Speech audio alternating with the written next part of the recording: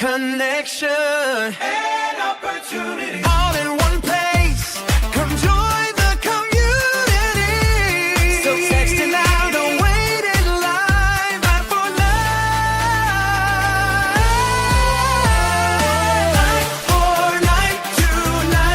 949298290. That's 9492905.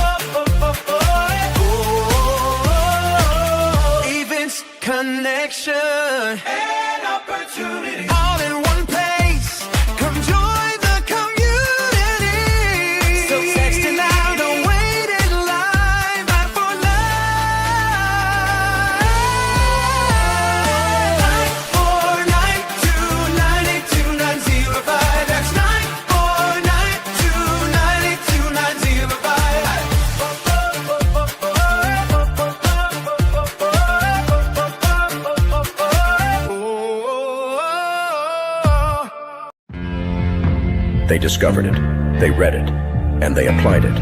It's the golden thread that connects the titans of the self-development industry, the source that spawned millions of millionaires, the original blueprint to success.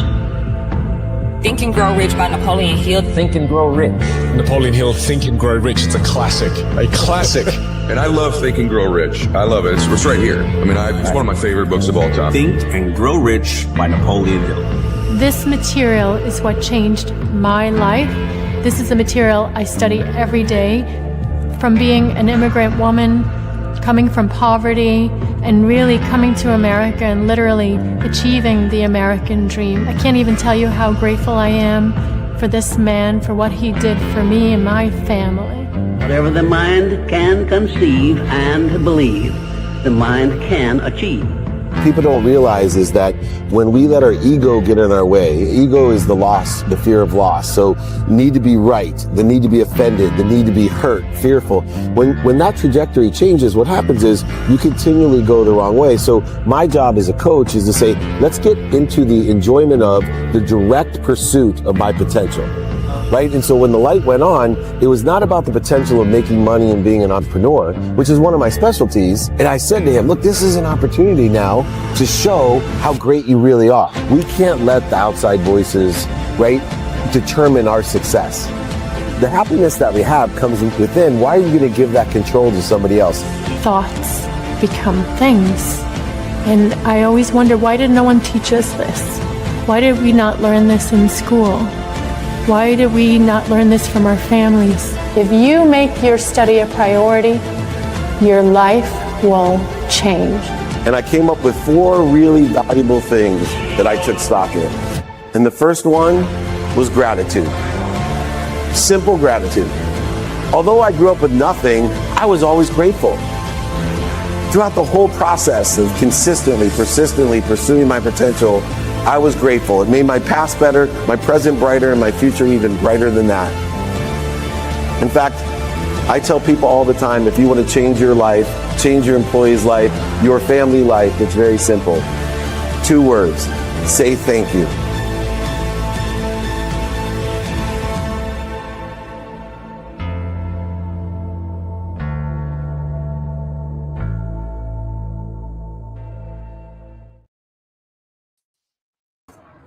Good morning, everyone. Welcome to the Napoleon Hill Institute weekly training, and I'm blessed to be with the best.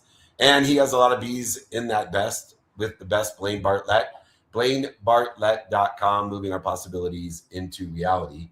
He's been my teacher, coach, and mentor for decades now, and that makes us both old, but we appreciate that because wisdom is what we are in search for.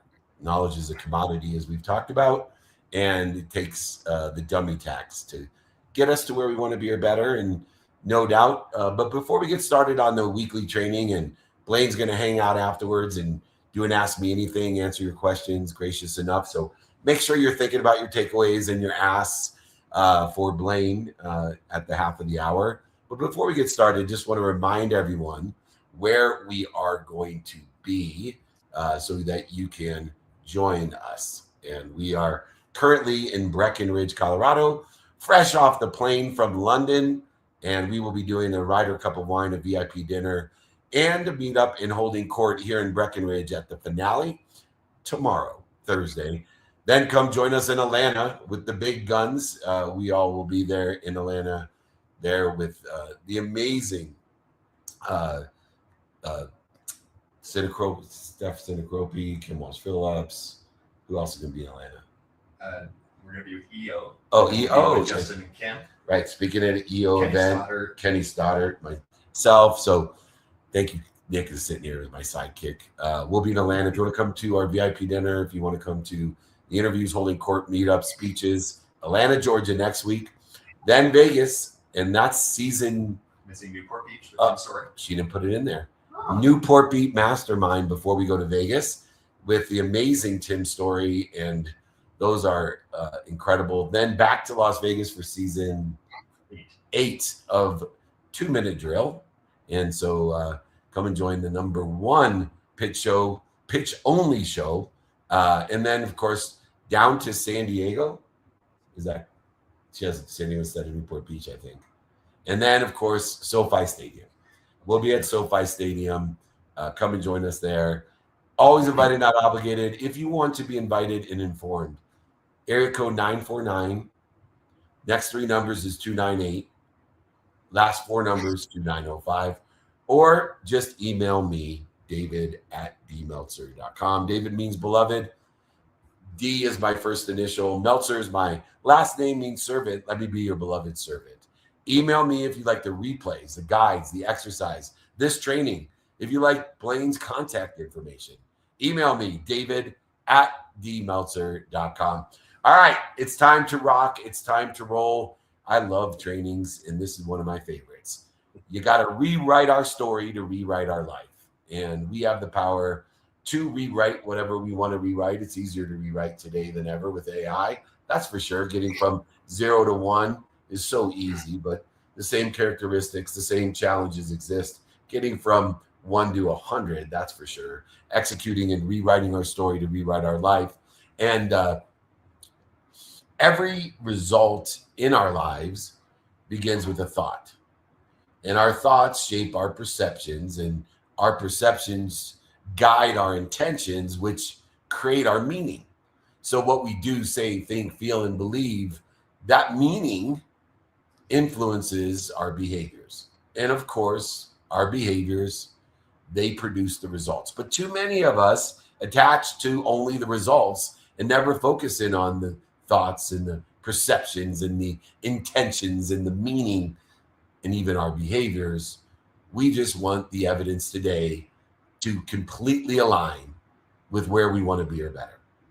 But when we repeatedly tell ourselves the same limiting stories, when we create the same responses to the reaction to fear, when we limit our potential, we eventually begin living as if that story, that limiting story, is true. We may often tell ourselves we aren't ready, which should occur all the time. We aren't connected, which is ridiculous, and or capable enough to get to where we want to be or better. But over time, that belief causes us to avoid or interfere with the very behaviors, the very actions, the very intentions, meanings, perceptions, and thoughts, and opportunities, options, and touches of favor results that could prove otherwise. Most of us don't have a capability problem. We may have an alignment of capability problem, that we haven't aligned our capabilities correctly with what's doing well, what's stable, and what we think is doing well. But in that thought process, perception, meaning, intention, and behavior, we normally only have a belief problem. We don't see the world only as it is. Unfortunately, many of us, we see it through what we believe is possible, and we limit that. That is why Blaine is that possibility to reality man, because he understands the what, the who, the how, and the now, and he applies your why and aligns your capabilities with what's doing well, what's stable, and you think is doing well. Once again, if you would like a replay of this training, david@dmeltzer.com. The first lesson that we'd like to teach you today is to question our stories. Ask ourselves, is our story actually true? There's so many of us, and having our strongest beliefs that we never consciously chose. We weren't intentional about it. We weren't thoughtful about it. We weren't meaningful about it. And so our perceptions were guided by historical relevances, defining moments, mistakes, failures, and setbacks. So we end up repeating assumptions until they feel like the truth. They feel like facts. And then, unfortunately, we make decisions based off of assumptions, not the reality. We tell ourselves so many different things. I can't do it. I'm too old. Not smart enough. I don't understand it. People won't pay me. People don't value me. I always fail. I'll lose everything. But we do this without examining the evidence behind those statements. Blaine, you're the master of taking people from this possibility to reality. How can we help our beliefs feel true and actually be true and stop this limiting behavior that weakens our ability to control our behaviors? Two things come to mind on that. And first of all, welcome back from London. And, Thank you. That's an awesome. Pardon? We missed you, but I got a cool Stonehenge hat. Look. Hey, I love it. I love it. That's great. Yeah, I'm actually on the other side of the world here. I'm in Japan right now, and beautiful. Yeah, and it has been beautiful. The idea story. When I'm working with clients, one of the very first things that I want to land with them is that the story is, and I mean this categorically, the story is never true. We may act as if it's true. We may function as if it's true, but the story functionally and absolutely is not true. It's a manufactured construct that we then find ourselves thrashing around in. And to the point that you're raising here, we're always going to have a story. So if I can land on the fact that the story is never true, that gives me license to produce any story I want. And if I can produce any story I want, by definition, I'm in charge of my life now, and I can literally step up and run with it. I can manufacture a reality that is consistent with whatever belief I want to entertain. Because what's going on is everything that I see out here and I call reality is a function of belief anyway. So rather than taking somebody else's belief system and saying, well, that's just who I am, throw it out the window and say, okay, what belief is going to best serve me? And then start developing content that reinforces that belief. So true. When we subjectively separate the objective facts from assumptions, fears, and past experience, we can ask ourselves what evidence proves this story beyond all doubt. And you'll find that you have the power to give it the thoughts, the perceptions, the meaning, intentions, and behaviors that will create the results or better that you desire. If you would like this exercise on how to create your own stories, moving possibilities to reality, email me, David means beloved, at D, first initial, Meltzer means servant, David at dmeltzer.com. You can get the replays, the guides, and the exercise. Just email me. The second lesson, Blaine, that we'd like to discuss is how to replace certainty with curiosity. Now, under the precipice of what you suggested, that we create our reality, we create the certainty in our lives. I believe with non-negotiable behavior, one of the best ways to do so. But how do we replace that certainty with the power of curiosity when our ego wants certainty so bad? It'll defend ourselves, it'll prove ourselves, it'll try to control the uncertainty. But what growth really requires, Blaine, as you've taught me, is curiosity. We assume we already know what will happen. I don't know why, when all of the history tells us we don't. And if we did, we could make billions of dollars together and give it to the Unstoppable Foundation. But we eliminate possibilities before we ever explore them, over the belief that we actually know what's going to occur in the future. We decide an opportunity won't work far before we take any action, any alignment, and any adjustment. Because something similar failed in the past. I put out a quote this week that said, so often things that have never happened in the past happen. Mm-hmm. So instead of seeing the past as information, let's just allow it to help us predict our futures. Possibilities create probabilities. Probabilities create perception. Perception creates behavior. Behavior creates reality. We only need one exception to challenge the certainty of a limiting belief: curiosity. Explain to us how important curiosity is. Boy, without curiosity, all you're left with is vanilla. I mean, that's all you're left with. Ice cream. The most popular flavor, and there's a reason for that. Because most men, I'm going to use this quote here, most men live lives of quiet desperation because they're not curious. They're not curious. What's under that rock? Yeah. Is that in this context here, is that belief really valid? One of the things that I've been doing for the last probably 15 years or so is, instead of a New Year's resolution process at the end of the year or at the beginning of the year, I write down what are some of the major beliefs that I've been holding on to for this current year. And the question I ask myself, I get curious, is it still valid? What are the assumptions I'm making that support that belief system or that belief element, and poke holes in that assumption? What if I pulled this pillar out? Would that belief still stand? Well, son of a bitch, it just collapsed. Now that moves us to this next one. Nature abhors a vacuum, so I'm going to want to replace that belief with something else, consciously and deliberately. Otherwise, it's going to get replaced by somebody else for me, and that's not going to work either. Yeah, it's interesting in that curiosity that we look for evidence that contradicts our limiting beliefs with curiosity. Mm-hmm.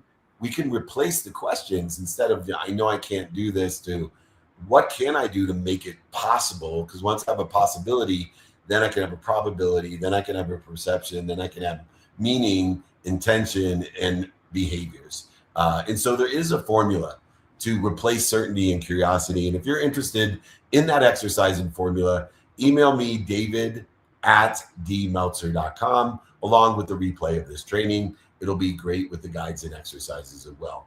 The next lesson, Blaine, beyond curiosity and beyond understanding the limitations that we do place upon ourselves, I always believe taking inventory, like you said, whether it's the end of the year, end of the week, end of the month, end of the day, provides us data that we can find clues, patterns, and make better choices aligned with our timing and risk tolerance, our perceived value, and our bottom line.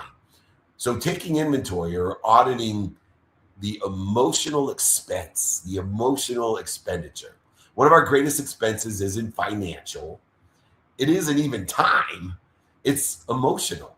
The direct interference between us and the infinite intelligence, intuition, and inspiration and energy that we have, limiting beliefs consume our focus, our attention and our intention, our energy and our confidence, and the creativity, while influence decisions may not even realize we're making. When we believe we're not enough, when we believe there's not enough, when we procrastinate, feel overwhelmed, avoid things, difficult conversations, when we oversell, undersell, stay in unhealthy situation, and even turn down options, opportunities, and touches of favor that are aligned with our timing and risk tolerance, are within the bottom line and perceived value that we've created.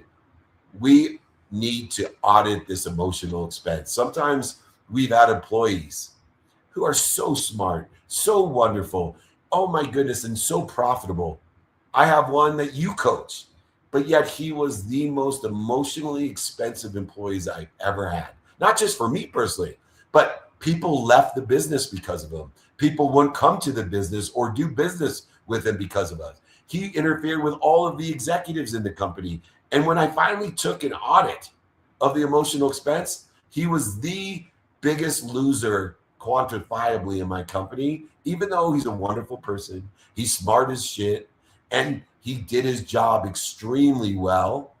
That emotional expense was the most important thing, and it's guided me to help me stop limiting my beliefs. For you, is there a process of emotional expenditure of being able to audit? Because a lot of people may not be familiar with the capability in itself. Yeah, that's an interesting question. And I got a hunch that the answer is going to kind of be almost it depends. And I mean that for this reason. People, in my experience here, people have a default mood state that they settle into.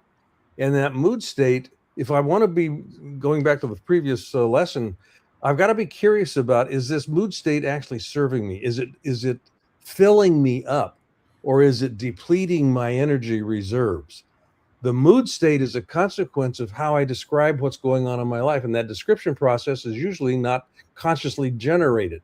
So what I want to be able to do, and this is kind of the move on this, is examine, audit my mood state. If I find that the tank is depleting, that's a signal to me that I now need to re-examine a couple of things here and make the invisible visible. What's the cost? Where's that coming from? Where's the drain in the tank? Because that drain in the tank is something I'm not paying attention to. And it's usually a limiting belief system or a limiting belief structure that is pulling me away from my spirit. And my spirit is where aliveness comes from. So good. And remember, know your timing and risk tolerance, know your perceived value and bottom line. It is applicable to the perceived emotional expenditure as well. And we can go ahead and take inventory, calculate opportunities by it, people, places, things, circumstances, and events, and decide whether we're willing to continue to pay that emotional expenditure.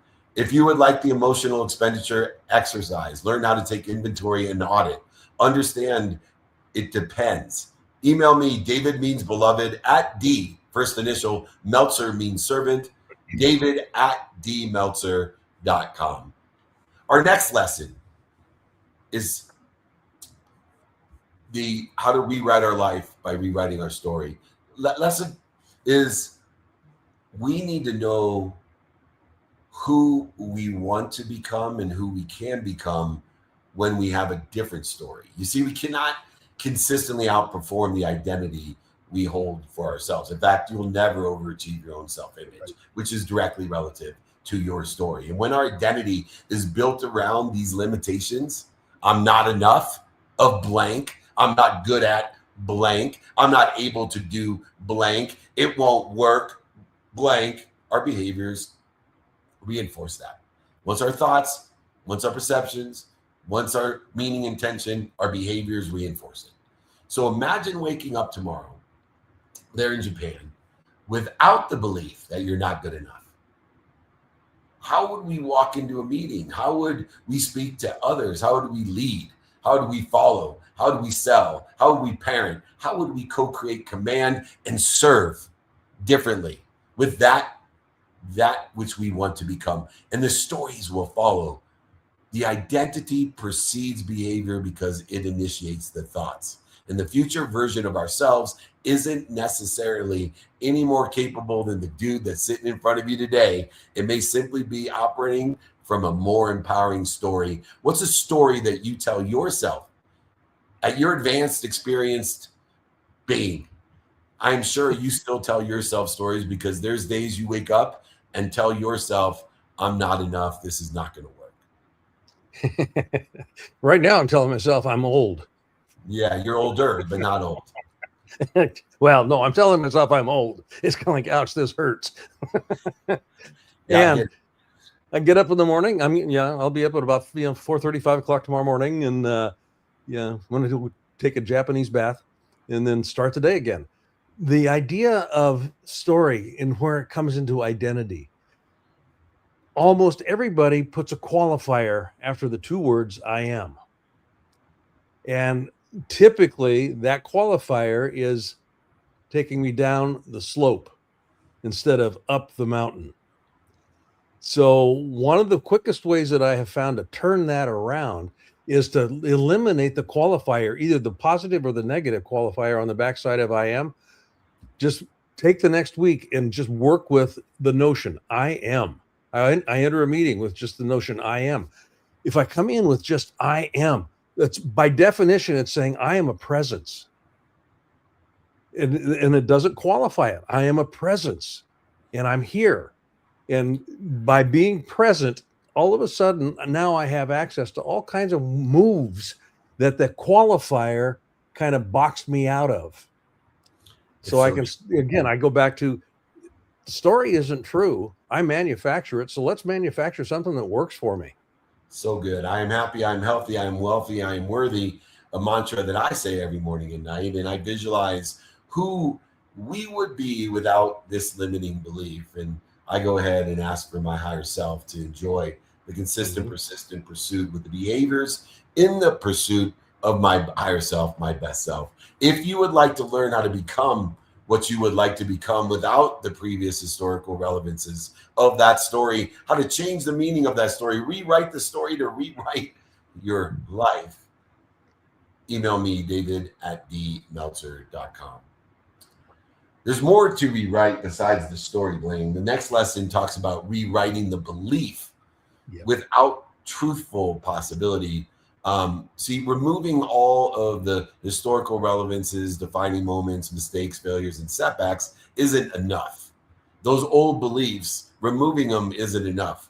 We actually need to intentionally give meaning and replace those beliefs with both empowering and supporting evidence, stories that are aligned with our best self, our becoming. Instead of saying, I always fail, we could say, we've succeeded before, learn from the setbacks, and continue to improve. One of the greatest things in my life was to be able to persevere through losing everything. It was much greater of accomplishment than starting with nothing with a single mom and 6 kids. To be at the top and to lose everything created a different self-image. And I needed to make sure that I told a different story about losing over $100 million, including my mom's house. We don't have enough is how I was born, but I am not enough is how I felt. Yep. We don't have enough is where I was born. And we already have enough to create more when I started. And I knew I was enough by telling myself, I am happy, I'm healthy, I'm wealthy, I'm worthy. what the heck am I doing to interfere with it? Our goal isn't false positivity, Blaine. It's this truthful possibility. You're the master of truthful possibility. Your mastermind teaches people about truthful possibility. It helped me understand how we can transition this false positivity to truthful possibility. Typically, people will think in absolutes. Yeah, and you just talked about it. I'm not good enough, and it's a statement of, kind of going back to fact. It's a statement of fact. No, it's not. It's a statement of a recognition of, right now this didn't work, but I've generalized it to be universal in my experience of life and living, and it's an indictment on who I am. I always fail. No, I don't. At some point in time, I actually learned to walk. Damn. Well, okay. So if I learn to walk, that must mean I've got a capability inside me that can overcome gravity. Isn't that really cool? How can I leverage that? So I've got evidence in my history of succeeding in every domain that I actually care to move into. I've got evidence that I've actually done something in that domain to actually be the kind of person I said I wanted to be. And where I want to be able to go to is saying, okay, how can I leverage that little kernel and move it into place right now, plant it as a seed, and then germinate it, water it, take care of it. And the mantra that you work with in the morning, that's that process of watering and nurturing and curating that particular seed that moves it into a different reality structure. And the truthful possibility is I did succeed once before in this domain. I can pick that up and transfer it over here. And you help so many people with your mastermind. Email Blaine to join the Possibility to Reality Mastermind. David@dmeltzer.com, BlaineBartlett.com. Either one will get you going with Blaine. Also, if you'd like to learn how to rewrite beliefs with truthful possibilities, David@dmeltzer.com. Email me. The last lesson for the day, Blaine, before you get to do Ask Me Anything from Japan, which we're so grateful for, not only how you show up, but the fact that you show up. It's the evidence today and every day is never aligned with where I want to be. It's either non-existent or contrary to where I want to be. And we need to create evidence. And that evidence that we create each and every day is through our daily actions. What, the who, the how, the now, applying our why. We don't permanently change beliefs through thinking alone. Thinking alone creates our perception, perceptions meaning, meaning intention, intentions create behaviors that then create results. We change them by creating new evidence. Every aligned action gives our mind another reason, as you suggested, to believe a different story. If we believe we're not good at sales, we're studying sales won't change that belief. Serving someone, making the call, having the conversation, proving through repetition, consistent, persistent pursuit of that potential of sales creates the evidence aligned with the divine direction and clears that which we're doing to interfere with it, limitation of what we do, say, think, feel, and believe, so we can become better. That creates fulfillment. See, when we're better, we're closest to God. We're closer to God. So it's action that creates evidence. It's evidence that builds confidence, and confidence that reinforces the story that we believe. Blaine, what actions create the evidence? You help so many people in this realm. The way that works most effectively for me is it's a dichotomy. I'm either a center of accumulation in my life, and I accumulate things that don't work and whatnot. And most people will organize their life around, I want to accumulate it. And in that kind of a context, I can never get enough because my whole focus is accumulation. If I move towards actions that are organized around being a center of distribution, by definition, it infers that there is an abundance of riches that I have access to that I can consistently give away. So my daily actions are one of generosity, one of distribution. Distribute a smile, distribute a hug, distribute tip the bill. But it doesn't have to be big. But I see myself as a center of distribution in the world. Energy moves to and through me. It doesn't move to and stop in me. It moves to and through me. It's so true. And so if And you I would don't like, I will break it up a little bit there. want it to stop. So the action I take is to unplug it so that it doesn't. There we go. We're back. All right. We are distribution center. Evidence is not there. Evidence is contrary. We've got to create the evidence through daily action. We do that as a distribution center, complete control of the thoughts, perceptions, meaning, intention, and of course, behaviors or actions of what we do, say, think, feel, and believe. Make sure we practice both gratitude, forgiveness, and accountability so that we can learn from those actions and have the right perspective to lessen the distance of resistance of what we do, say, think, feel, and believe. Please email me like that. Do you like that exercise? That creates evidence through daily action. In conclusion, Blaine, before I let you go ahead and take some questions, success isn't always about becoming someone new. Most of the time, it's about removing the stories that interfere with us from expressing our potential, our truth, our higher self, who we already are capable of becoming. When we stop allowing the setbacks, failures, mistakes, defining moments, rejections, circumstances that define or limit our identity, when we're able and capable to become free to use that experience as information, lessons for what we do next. Our past is simply information, not identity. Our beliefs influence our perceptions. Perceptions influence our meaning influence our intentions our actions/behaviors, and our behaviors create our future. There is no doubt. If you want to get to where you want to be or better, you need to rewrite your story, and it will rewrite your life. This has been the Napoleon Hill Institute weekly training, Rewriting Our Story, Rewriting Our Life. I'm David Meltzer. All you got to do is email me to get the guides, exercises, and replays and my book, David at dmeltzer.com. David means beloved. At D is my first initial. Meltzer means servant. Let me be your beloved servant. David at dmeltzer.com.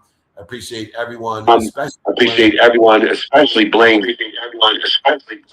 Thank you, Blaine, for joining us and carrying on for the next half hour to answer questions. Enjoy Japan. I'll see you when you get back. God bless everybody. Thank you for joining me. Take care, buddy. Thanks. Beautiful. And Mr. Blaine, can you hear me here live in the Breakfast with Champions? Of course, the greatest rooming community on Clubhouse. I sure can, Nick. It's good to be here. Beautiful. Always good to hear your voice, my friend. And thank you so much, as always, to both you and Mr. Meltzer for an incredible training today. Really looking forward to this extended Q&A session, and always appreciate you, of course, taking the time to further how you show up and be of service to everybody in our community. As a quick reminder to everybody that is joining us, of course, if you are live on the webinar and multicast, as we are live on all platforms, please put your questions for the double B. That is Blaine Bartlett. You can reach him at blainebartlett.com into the room chat, as we will be monitoring the chat and making sure that we select your incredible questions today from the webinar. And for all of our friends here in the Breakfast with Champions, if you have a question for Mr. Blaine today, go ahead and use the hand icon in the lower left-hand corner of your screen to request to join the stage, and we will, of course, bring you up. And if you are already on stage and have a question for the double B today, all you need to do is put a quick note in the room chat, and I will be happy to pass the mic over your way. Now, without further ado, for the first question of the day, we got Mike, who is here on stage. Mike, it is great to see you, my friend. Happy Wednesday. Why don't you unmute yourself and kick us off with the first question of the day? Good morning, Blaine. How we doing? Hey, Mike. I'm doing well. How you doing? It's good to hear your voice. It's great to hear you as well. Doing fantastic. I'm going back to thoughts on leadership here. When you're communicating with employees, or even back to, I always connect leadership and parenting to being very similar as well. So I try to test certain things with my kids, if you will, to see if it can translate over, or vice versa. what do you do when in a situation when you're trying to understand and make sure people are heard? How do you kind of translate that over? And what's the fastest way, I guess, to meet people where they are at from your perspective? To meet people where they're at. The easy answer to that, and I say easy answer in the sense that it seems a logical thing to be doing, but no, not a lot of people do it. Is instead of telling somebody what you'd like to have happen, the power of questions is embedded in the fact that when you ask an effective question, people lean in, and you ask a question in order to meet somebody where they are. And part of that has, I mean, if you're just thinking about your kids here, and I don't care how old they are, you can sit down with them and say, we've got this going on. I'd like to hear from you what you think about this. Where does this make sense to you, and where does it not make sense to you? Without moving to the next stage where people will rapidly go to, which is, here's what I want you to do. Don't go there first. I want to sit and I want to understand, how is this landing with you? If I can meet somebody where they are and they genuinely feel at that point in time seen, heard, and valued, they're very likely to want to come with me on that next phase of the journey. So I would use questions, Mike, rather than directives. Got it. Very helpful. Open-ended questions instead of jumping right into it. Yeah. Appreciate that. Yep. Thank you, Mike, for getting us started here with the Q&A. We got Princess Ali that is on stage ready to rock and roll with the next question of the day. So Ali, of course, the mic is yours, my dear. Why don't you unmute yourself and carry us on?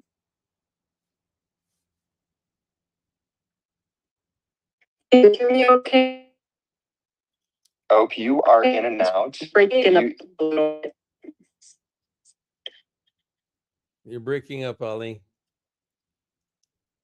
Can you hear me okay now? There you go. Loud and clear. Oh.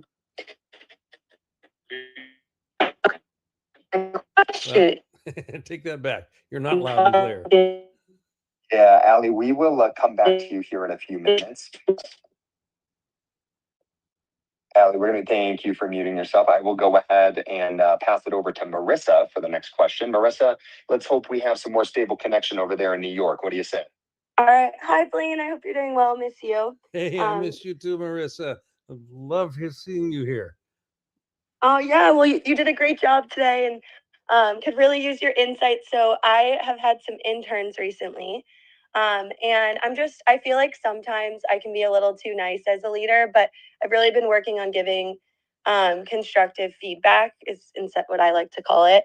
And I have someone that I'm working with that I feel like doesn't take feedback well and kind of gets a little defensive when so I've taken that and I've tried to provide them with look, like, you're doing a great job. I'm just telling you this because I want to help you and I want you to be better. And these are the things that you could do better. I guess my question for you is, how do you handle situations where, as a leader, the person that you're talking to doesn't take the feedback well? The idea of feedback, for most people, puts them on the defensive. So, I mean, I've done it. Yeah. Yeah. Do you mind if I give you some feedback? Embedded in that question is, I'm going to just give you something here that you're probably not going to like. I just asked your permission to dump on you about something here. Regardless of what your intent is. The idea that you're in a collaborative working relationship with somebody, you actually have them reporting to you, and there is a project or something that you're trying to make happen that they've already agreed is something that they're going to take on and work with you on. So the key there has to do with, let's have a conversation about what's working and not working at this point, rather than, you need to be better. Better means that that there's something that's broken that needs to be fixed. So if I'm going to working and not working, that's a values-free assessment. And I mean values-free in the sense of there's nothing broken necessarily. There's no good, there's no bad, there's no right, there's no wrong. It's just an assessment that something isn't working right now. And together with you and I'd like us to, collaboratively, understand what's not working so we can get it back on track. Is that something that you would be interested in engaging with me on?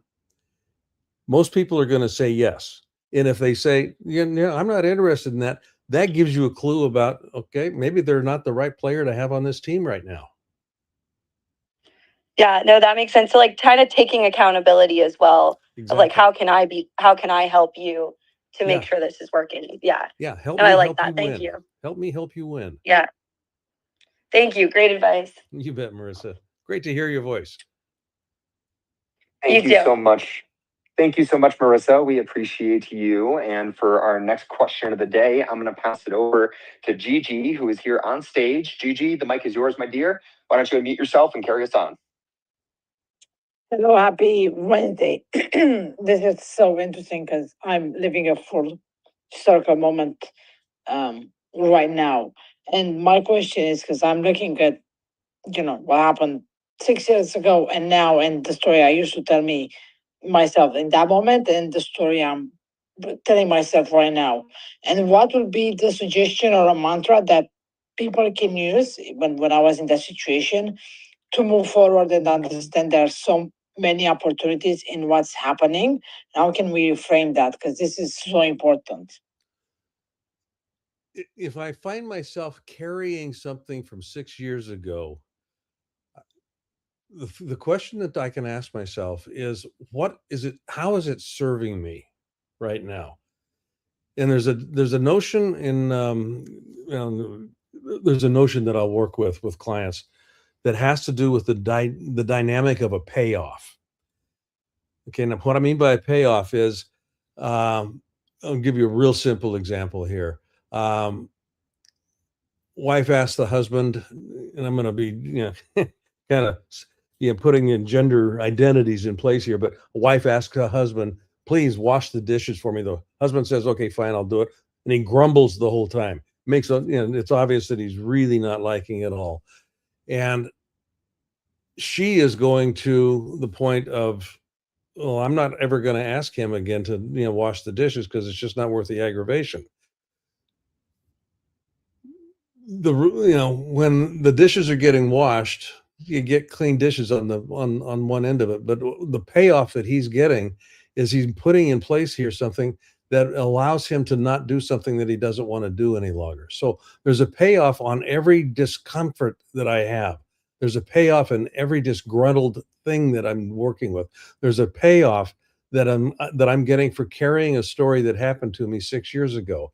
And that payoff can be any number of different things. But if I can get clear about what the payoff is, what is it that I'm getting out of it? Can I get that a little bit cleaner? Can I get that without having the weight of the story accompanying me for the rest of my life? If I can find a way to just get that payoff, and that payoff may be as simple as acknowledgement, it may be as simple as understanding. It may, there's a lot of different payoffs that are coming into play here. So oftentimes I'll carry a story because I feel right. And there's a righteousness about the wrong that was done to me, that sort of a thing. So as long as I'm carrying the story with me, I continue to feel right in my life. Yeah. I was the kind of person that was right in that situation. So those sorts of dynamics they're very subtle, but every time that I find myself carrying something that no longer is serving me, I want to know what is going on such that I'm actually carrying it, because I wouldn't be carrying it unless I was getting something out of it. And it's that getting something that I want to, be clear about. Okay, this was powerful. Oh my God. Thank you so much. Love it. Thank you. You bet, Gigi.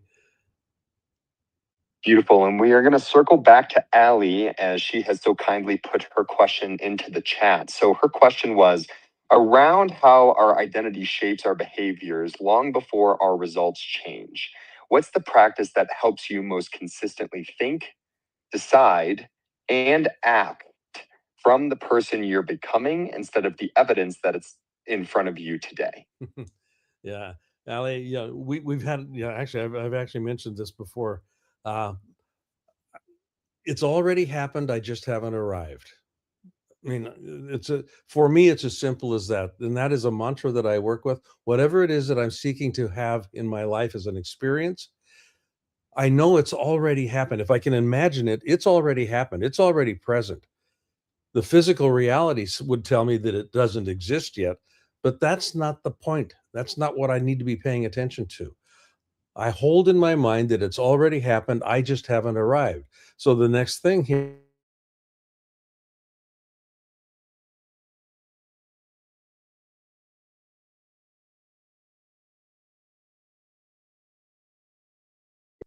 okay? So it's already happened. I just haven't arrived. The more I work with that notion, the more solid that experience becomes in my in my internal experience. And that, begins to catalyze such that at some point in time I look up and go, "Oh, it's here." I'm yeah, it's here and I've arrived to where it is. That's It's a metaphysical approach to it, and I find that it works exceedingly well. Hopefully Beautiful. that's Thank you so useful. much. Yeah, I was going to say she's texting me saying, "Oh my goodness, that's perfect." So, Okay. thank you, Allie, for the incredible question. And for our next question here, as we focus in on about the last 10 minutes or so of the Q&A with the double B, that is Blaine Bartlett. You can read at blainebartlett.com. I want to just remind everybody that if you have a question for the double B today, go ahead if you're on the webinar and put it into the chat, as we are monitoring the chat for any of the questions in there. And of course, for any of our friends here on the Breakfast with Champions, if you have a question for the double B today and you're in the audience, just use the hand icon to request to join the stage. Or of course, if you're already on stage, just go ahead and put a note in the room chat, and I will be happy to pass the mic over your way. Now, our next question is coming from Colleen, and I see it here in the chat. Her question is, how do you know when you've truly changed the meaning of a painful experience versus when you've intellectually accepted it, but emotionally it still runs the show? That's how you know, Colleen. If emotionally it still runs the show, it hasn't shifted. Okay. I mean, that is the telltale. And the idea of forgiveness comes into play here in one sense. True forgiveness results in forgetfulness. And what I mean by that is if I've truly forgiven, I've literally detached myself from the experience. I've detached myself from that event or whatever it was that had transpired and happened. That true forgiveness, it will result in a in an amnesic state where I've forgotten that it happened. It's not in my life anymore. It just doesn't run me anymore. Now I can recall it if I wanted to, but it's not an unbidden memory. It's something that I have to actually work with to bring back into my consciousness. So because I've forgotten about it. I just literally forgot about it. That's probably the easiest way to think about that. True forgiveness will result in forgetfulness. Beautiful. Thank you so much, Mr. Blaine. And for our next question coming from the webinar chat, the question is, how do you know when your vision is being limited by past conditioning versus when it's being shaped by genuine wisdom? Well, I think that's a good question. That's an interesting question just in terms of the phrasing of it. And I would key in on the word limiting. Shaped by wisdom doesn't have it doesn't have limiting constraints around it. If I'm experiencing my vision or if I'm concerned about my vision being limited, I'm probably not tapping into the wisdom that I need to be tapping into that can more fulsomely express or define what that vision is. So I would pay attention to my internal linguistic structures, the language. I'm talking to myself all the time. I'm always in conversation. It's noisy in here. And I want to pay attention to what are the patterned ways that I find myself talking to myself about this future state, quote unquote, future state, this vision. And if I'm concerned about limiting it, what's that about? There's a belief system in there that probably is suggesting, yeah, on any number of things. I'm not good enough, or it's too big for me, or it's too small for me, or there's an identity piece that comes into play there that is not connected to the wisdom of the spirit. Beautiful. Thank you so much, Mr. Blaine, and want to thank everybody in the community for the incredible questions here today. Of course, with our training, and as we wrap up, we got about 5 minutes left here in terms of the Q&A session with the double B, that is Blaine Bartlett. I want to go ahead and extend an invitation to Shosh, who is here on stage on the Breakfast with Champions. Shosh, my friend, it was great having you with us in London this week for our incredible mastermind plus VIP dinner experience. So very grateful for the way that you show up. I want to give you the opportunity to unmute yourself and ask your question for the double B, Blaine Bartlett, today. Go ahead and unmute.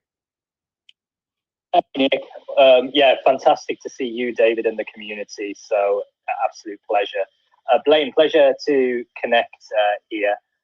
I think for myself, thanks for sharing the thoughts that you mentioned. What are your thoughts in terms of how you see whether it's the intersection of health, wealth, and happiness, and around the meaning you can give towards living your optimal life in regards to those buckets? That's an interesting question, Josh. I think, one way to think about it is that they can't not be intersecting. If I'm living in a material world, if I'm living in a time space construct, there are pieces to that time space continuum that I'm living in that involve time, or that involve health, that involve money, that involve family, that involve relationship. All of that stuff is always going to be intermingled in some place and in some way. So partly what you can start paying attention to, if you will, and this kind of is consistent with this week's training, is the story. And rewriting a story, or paying attention to the existing story. Where do I want to address, or where do I want to direct my attention? Because my energy will follow my attention. And if I want to have more material wealth in my life, I want to start paying attention to that monetary dynamic. And it's the idea of balance. We're not going to, partly what I hear embedded in your question there, in that intersection of these different pieces there. Yeah, there's not a balance necessarily that goes into play here. The only time anybody is balanced in life is when they stop moving.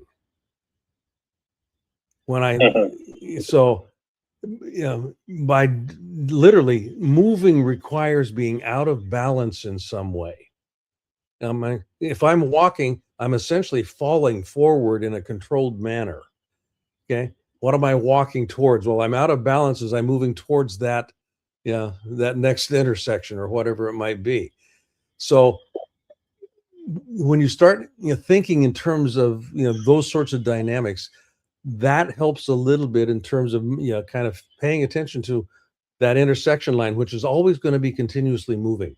Sometimes it's going to be colored more heavily towards one of these domains than the others, but that's a choice I get to make deliberately and consciously, or it's a choice that will be made for me by a story that's running that I'm not aware of. Interesting. Now, thanks, Blaine. And just I had a quick thought just on what you were mentioning, is around composing your story. How do you see the impact of language? It's often, how humans create arrangements between each other, how we create the meaning, when ultimately, then, you may say there's nothing there, but it's what the meaning we create as humans with language. Have you found really any sort of effective ways of how you think about language and creating the story and the meaning in our lives? Yep. Language creates reality, and it's also a reflector of reality. I speak my reality into being. I literally speak my reality into form. Now, when I say speak, I'm not necessarily talking about the verbal moving of my lips in speaking. That speaking takes place in my mind most typically. There's research data that indicates that only 5%, by the time an individual's 30 years of age, only 5% of their behavior is consciously chosen. 95% of it is directed by the subconscious realm. You know, the paradigm structures, the belief systems that are out of sight, out of mind in the subconscious domain. And there's a continual conversation going on at that level that is showing up in my behavior. So language creates reality. The other part of that is when you start listening to how people are speaking about themselves, about what's going on in their life, it gives you an indication of their internal reality. So language reflects reality as well. So you can begin to pay attention to folks with whom you're interacting and relating with, to say, okay, I'm hearing you speak this, and I'm seeing consistency in behavior. Let's have a conversation about, if we want to move in a different direction. The language that I'm experiencing doesn't seem to be consistent with and in alignment with where it is that we say that we'd like to go. Let's explore that. Maybe there's a different story that can start to be constructed. Thank you, Blaine. I appreciate you sharing that perspective. Thank you. You bet, Josh. Thanks. Beautiful, Mr. Blaine. Want to thank you, of course, for the overtime session that you provide to this community by going above and beyond with the Q&A. With the double B, that is Blaine Bartlett. You can, of course, reach him at blainebartlett.com. Blaine, I know everybody in the chat, on the webinar, and multicast as we are live on all platforms, as well as here on the Breakfast with Champions.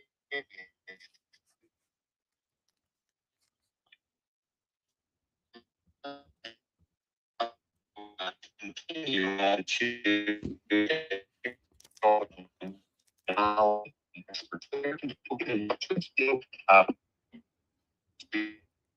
You're breaking up, Nick. I'm sorry, I can't hear you. Did I lose you here? We can hear you, baby. Nick, can you hear us? Check 1, 2, 3, 4, 5, 6, 7, 8, 9. We got you, Nick. We got you. All right, beautiful. Thank you.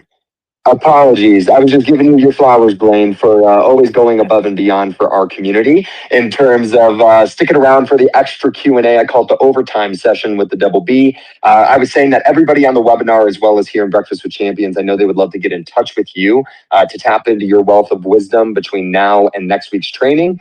Where can people get in touch with you? Easiest way is probably blainebartlett.com. That's my personal website. You can DM me directly. Email is bbartlett@avatar-resources.com. And we've got a leadership community that we work with that you're more than welcome to poke around in. leader.blainebartlett.com/SOBE community. And the SOBE stands for the Soul of Business Experience. So leader.blainebartlett.com SOBE community. So those are the primary areas that you could probably get connected. I'm very active on LinkedIn, Instagram, Facebook, TikTok, that sort of stuff as well. Beautiful. Thank you so much, Blaine. And I know that we will see you next Wednesday for the next edition of the Napoleon Hill Institute training. As we go ahead and close out today's session and today's training, I want to remind everybody that if you would like the guide and exercise from today's training, all you need to do is email the beloved servant himself, david@dmeltzer.com. Once again, that is just david@dmeltzer.com to get the guide and exercise from today's training. And of course, I want to invite but not obligate everybody to come and join us in person as we are on tour over 200 cities every single year, adding in a car wash in each and every one of those cities, which is the addition of a community meetup, holding court, or even one of our VIP dinners for charity. So come and join us tomorrow as we are here in Breckenridge, Colorado for our Ryder Cup of Wine VIP dinner experience with the PGA Pro, Virgil Herring, our Broadway star and American Idol star, Justin Guarini, our LinkedIn cash flow expert, Kim Walsh-Phillips, and many others, adding on a car wash here in Breckenridge, of course. Then we're going to be off to Atlanta, Georgia with the EO Atlanta chapter, as well as hosting one of our masterminds, adding on a car wash there next week in Atlanta. We'll also be in Newport Beach, California with the incredible incredible Tim Story for the Act Like the Champion You Are Mastermind plus car wash in Newport Beach. Then we'll be off to Viva Las Vegas for the production and VIP dinner for 2 Minute Drill, season number 8. The #1 pitch only show there in Viva Las Vegas. Then David will be in Honolulu, Hawaii for another stop on the car wash tour before we come back to Los Angeles, California, the greatest stadium in the world, SoFi Stadium, for our August edition of our SoFi Mastermind series. And then closing things out once again in Atlanta, Georgia with Dr. Stefano Sinacropi, Les Brown, and many, many others. Ladies and gentlemen, 12 to 15 days that we have here of the car wash tour. So if you would like to be invited but not obligated, all you need to do is text us at area code 949. Next 3 digits are 298. Last 4 digits are 2905 to get those invitations but not obligations. Of course, we will be back here in the Breakfast with Champions this Friday, 6 a.m. Pacific, 9 a.m. Eastern Standard Time for another edition of David's Free Friday trainings. But in the meantime, have an incredible Wednesday ahead. And as David always says, continue to be more interested than interesting, and be kind. Be kind to your future self and do good deeds. Gigi, go ahead and close out the webinar. I am officially closing out the room here in the Breakfast with Champions. Thank you all so much.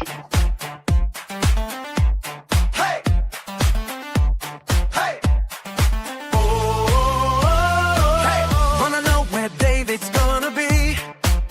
Get invites, updates, and community. When he's in your city, you won't miss a thing. Just text the number, let your phone ring, ring, ring, ring, ring. 949-292-905. That's 949-292-905. Events, connection, and opportunity. All in one place. Come join the community. So text it now, don't wait in line. 949-292-905. That's 949-292-905.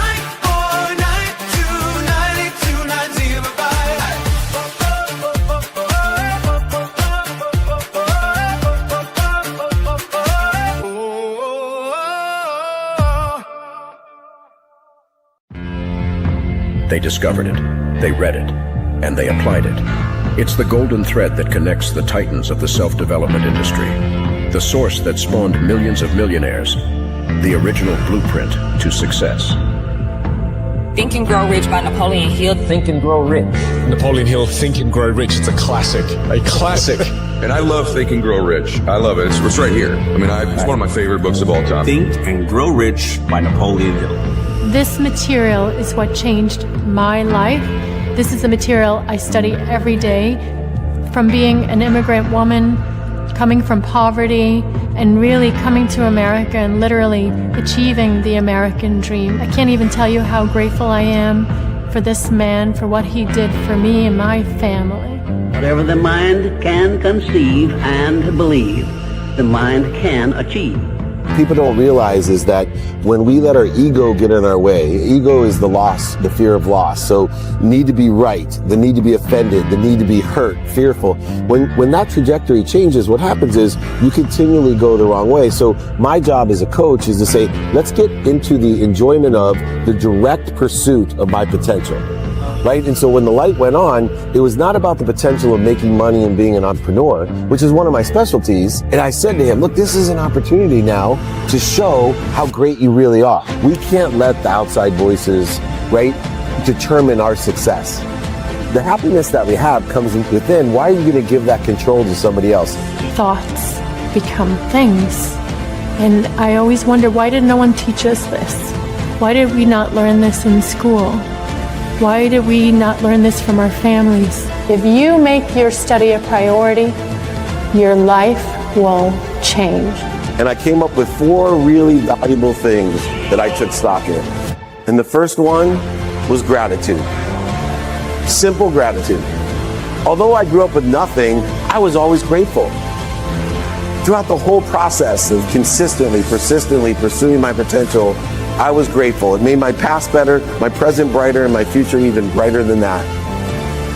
In fact, I tell people all the time, if you want to change your life, change your employee's life, your family life, it's very simple.